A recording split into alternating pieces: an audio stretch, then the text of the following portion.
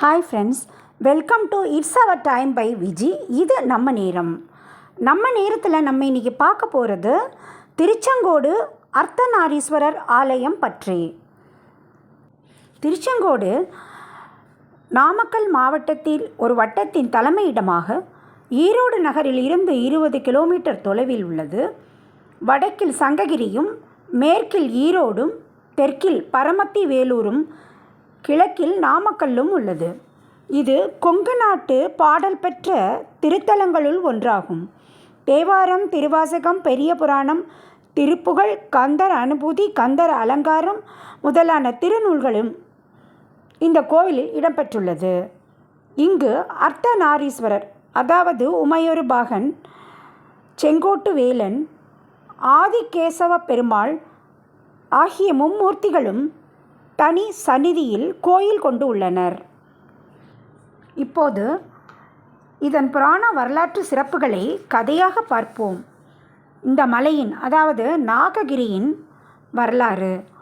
முன்னொரு காலத்தில் ஆதிசேடனுக்கும் வாயு தேவனுக்கும் ஈகோ உண்டாகி யார் பெரியவர் என்ற சண்டை வந்தது. அவர்களுக்குள் ஏற்பட்ட போரினால் உலகில் பேரழிவுகளும் துன்பங்களும் நேர்வதை அறிந்த தேவர்கள் அவர்களிடம் சென்று முறையிட்டு, யார் பெரியவர் என்பதை கண்டறிய சண்டை வேண்டாம், வேறு வழி உள்ளது என்று கூறினர். ஆதிசேடன் தன் படங்களால் மேரு மலையின் முடியை அழுத்தி பிடித்து கொள்ள வேண்டும். வாயு தேவன் தன் காற்றின் பலத்தினால் பிடியை தளர்த்த வேண்டும் என்பதே திட்டம்.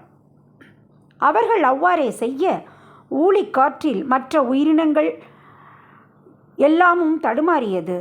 மறுபடியும் தேவர்களும் முனிவர்களும் அவர்களிடம் சென்று போரை நிப்பாட்டி பரிவு காட்டி வேண்டினர். அதற்கு ஆதிசேடன் தன் பிடியை சற்று தளர்த்திய போது வாயு தேவன் ஓசையோடு அடித்து தன் வேகத்தால் மேரு மலையின் சிகரங்களில் ஒன்றும் ஆதிசேடன் சிரங்களில் ஒன்றும் பெயர்த்து கொண்டு வானிடை மோதி அடித்து 3 பாகமாக உடைந்தது. மேருவின் சிகரம் ஆதிசேடனின் செந்நீர் படிந்து செந்நிறமாக மாறியது. மேரு 3ஆக உடைந்ததில் ஒன்று திருவண்ணாமலையாகவும், ஒன்று இலங்கையாகவும், ஒன்று ஆதிசேடனின் சிரத்துடன் விழுந்தது திருச்செங்கோடு நாகமலையாகவும் விளங்குகிறது. இனி இக்கோவிலில் பார்வதி தேவி இடப்பாகம் பெற்ற வரலாறு, அர்த்தநாரீஸ்வரராக உமையொரு பாகராக நின்றது எப்படி என்று பார்க்கலாம். தேவர்களும் முனிவர்கள் அனைவரும் அம்மையப்பனை சேர்த்தே வழிபடுவது வழக்கம். ஆனால் பிரிங்கி என்ற முனிவர் மட்டும் சிவனை மட்டுமே வழிபடுவேன் என்று பிடிவாதமாக இருந்தார். இது உமைக்கு பிடிக்கவில்லை. சிவனுடன் இடைவெளி இல்லாமல் அமர்ந்தாள். உடனே பிரிங்கி முனிவர் வண்டு உருவம் எடுத்து சிவனை மட்டுமே சுற்றி வணங்கினார்.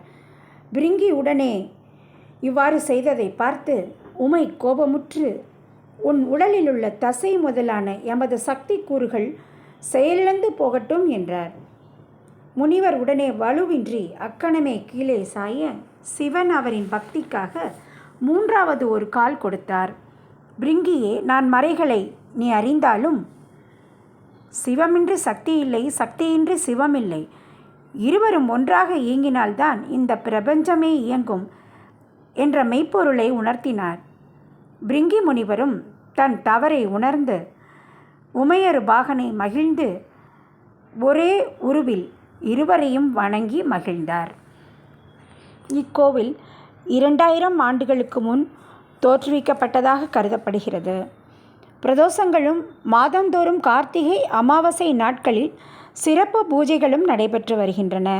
வைகாசி விசாக பெருந்திருவிழா தேரோட்டத்துடன் சிறப்பான விழாவாக 14 நாட்கள் நடைபெற்று வருகிறது.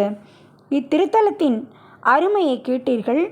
இங்கு சென்று வணங்கி நாமும் அருளும் வளமும் நலமும் பெற்று வாழ்வோமாக. நன்றி, வணக்கம்.